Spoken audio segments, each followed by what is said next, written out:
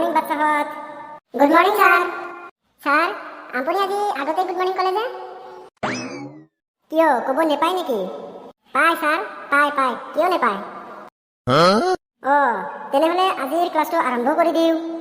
Okay sir. প্ৰথমে ৰাজু, তই এটা কাহিনীকে শুনাচোন। ছাৰ কাহিনীনো কি ক'ম? কালি মই ATM-লৈ গৈছিলোঁ পইচা উঠাবলৈ। তাতে মোৰ লগত এটা জমনি কাহিনী হ'ল নহয়। সেই কাহিনীটোকে শুনাইছোঁ ছাৰ, শুনক ছাৰ। ঠিক আছে, শুনাচোন শুনা। শুনক ছাৰ, কালি মই ATM-লৈ পইচা উঠাব গৈছোঁ। লাইনটোতো বহুত দীঘল।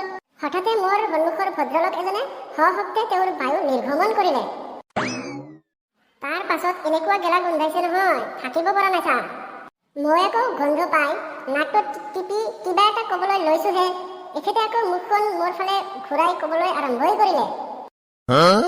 এৰা ভাইটি, তুমি যদি শব্দ শুনা পাইছা তেনেহ'লে তুমি ছ'চিয়েল ডিষ্টেন্স মেইনটেইন কৰা নাই।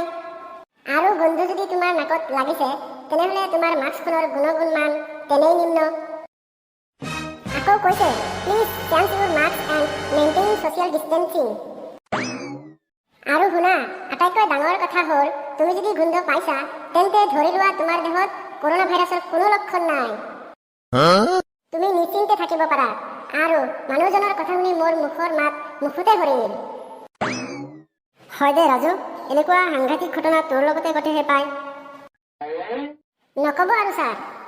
হ'ব হ'ব, তেনেহ'লে এইবাৰ যতীন, তই পটককৈ এটা কবিতা মাতি দে। হয় নেকি ছাৰ? কবিতা শুনিব? শুনক ছাৰ তেনেহ'লে। দে মাতি দে সোনকালে। অ'কে ছাৰ, কবিতাটোৰ নাম নিজৰ কাম। মা দেউতাই সদায় কয় ভাল মানুহ হ'বা, পঢ়া শুনা নিজৰ কাম জানি বুজি ল'বা।